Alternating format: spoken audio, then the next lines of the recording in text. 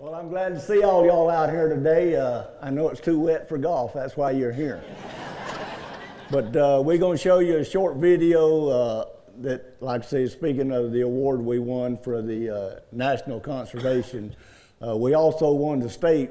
We won the state and then we went to the national. There was 7 of them? And at the National Cattlemen's Convention, only one was picked the winner. I was a loser, but everybody that was nominated and participated was a winner. So watch this video and you'll get some ideas of what goes on around here, and then we'll have a little discussion and questions and answers.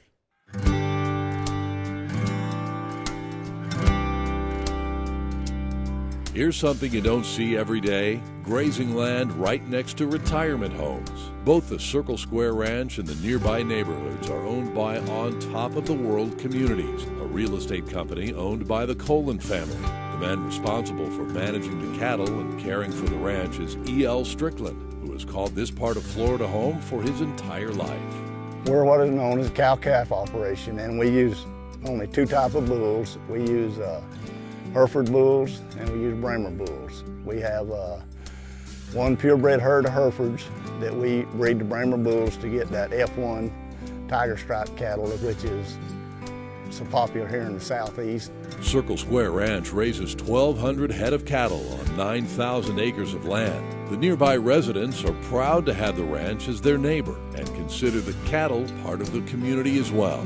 Circle Square Ranch is carved out of the middle of a huge development, and they're able to be right across the fence from obvious spectators and multitudes of eyes looking over their shoulder about what they're doing. They like to think the cows are theirs. For instance, I had one lady in one pasture next to their houses.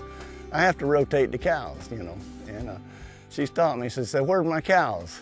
I said I just had to take them to get them something to eat, but they'll be back as soon as the grass grows.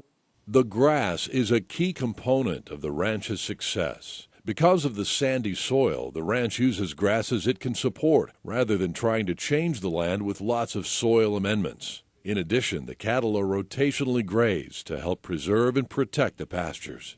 We fortunately have enough land where we can move them, if no more than just 2 weeks, move them for 2 weeks and then rotate them back. It protects the vegetation and it protects the soil.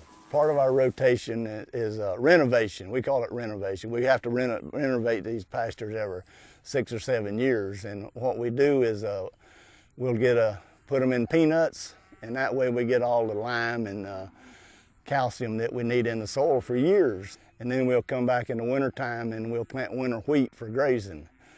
And when the winter wheat's gone, we'll put it back in peanuts for 2 to 3 years, and it just does a tremendous job. And then we'll go back and put it back in this bahia grass. There's a tremendous root mass under this bahia grass, and when we renovated it, it goes back into the soil. We've been renovating some of these pastures over 30 years, and they're more productive than the newer pastures. Circle Square has no natural surface water sources. Water for the cattle comes from deep wells, while the retirement community supplies storm water and gray water for the crops. An abundance of wildlife calls the ranch home, including many protected and endangered species, such as the scrub jay and the burrowing owl. When we started using wildlife biologists as consultants, you know, first thing, you know, they say, well, you know, you got a lot of wildlife. I say, yeah, we've been taking care of them forever. I mean, it's just natural. Each of those listed species out here actually has a very viable population, and they're doing great. And I really think it's due to EL's management. And I really believe he's found that balance to have a great working landscape with the ranch and also allow the wildlife to have their place as well.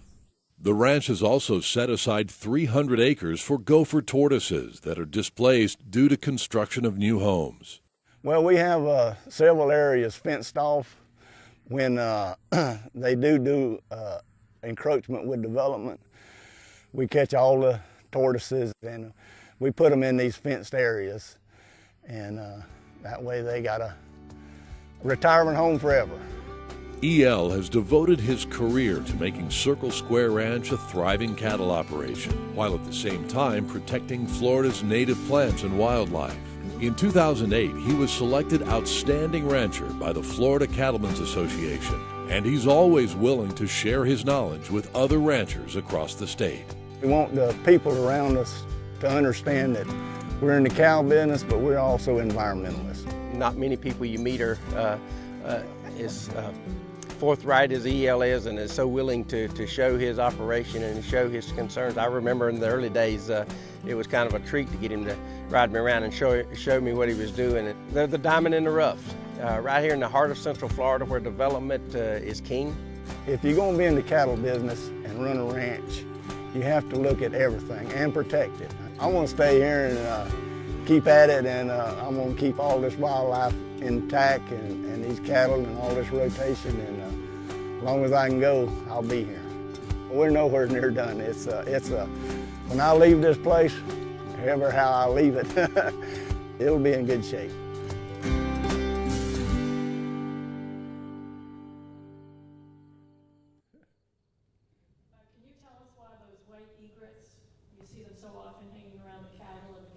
Yes, ma'am. Now, egrets is, I saw my first egret when I think I come back from Vietnam in '66, I believe it was. I seen my first cow egret. And they say they blew in here on a hurricane. They weren't native to Florida. And we call them cowbirds. Basically what they're eating is grasshoppers. The cows make the grasshopper jump, so they go in there and grab grasshoppers. Every now and then you'll see one sitting on the back of one of them. He might be picking a fly or something, but basically they eat grasshoppers. And like I say, we call them cowbirds. How do you herd the cows? Do you use vehicles or you use horses? Well, it depends on what time of year we're penning them, and we have everything set up on a big lane, and once we get them in the lane, we got them caught. We can, like I said, in the wintertime when we're feeding them cubes out the back of the truck, we just pull in there and blow the horn. Here they come. And we got them trapped before they realized it was a trick. When you say that you give the protein pellets to the cows out of the truck, you just dump them out, or do you have to give each cow one? Well, how do you know when each cow is going to get one? Well, now that's up to the cow. We figure on the mature cows we'll give them 3 pound a day, which gives them a little over 1 pound of protein, and we string them out behind the truck, you know, and everybody comes up there, and I'm sure there's some old boss cows in there just gonna bump and shove and get their extra, but if you want to eat, you got to get in and fight for it. But we string them out far enough where everybody gets some. Florida is a lightning state. Yes, ma'am. Do you lose cattle to lightning? And if so, how many a year? Well, last year wasn't very bad. I don't think we lost maybe 2 cows last year. But I have seen at one time, me and my daddy was in the cow pen, lightning, it wasn't a rainy day, lightning struck, killed 23 at one lick. And me and him was out, it was a perfect circle. Me and him was outside that circle, and our horses were outside that circle, but everything in that circle was dead. We fed buzzards for weeks. You have a Brahma herd out here. Yes, sir. What is the income with those, and what are they used for? Well, basically, the main reason we have the herd is we raise our own bulls. And we raise all the Bremer bulls we use, plus we sell some Bremer bulls. And we also sell some of the females, the heifers. So that's basically, the big income out of them is our own bulls. You have a big pivot irrigator off 80th Avenue. How much of your land is irrigated? Well, the only irrigation we actually have is we got one pivot over there on 80th Avenue, and we got a pivot from the sewer water, or that we put on our hayfield, and that's the only irrigation we have. I think I heard you say that you graze on the east side of 80th as well as on the west side where we live. And if so, how do you get the cows safely across 80th Avenue? Well, we don't get them across anymore. Before y'all showed up, that was a dirt road. And we used to drive them cattle all the way over here to these pens to sell the calves. But now we have a set of pens on the other side of 80th Avenue, and we have to haul the calves over here to weigh them and put them on semis.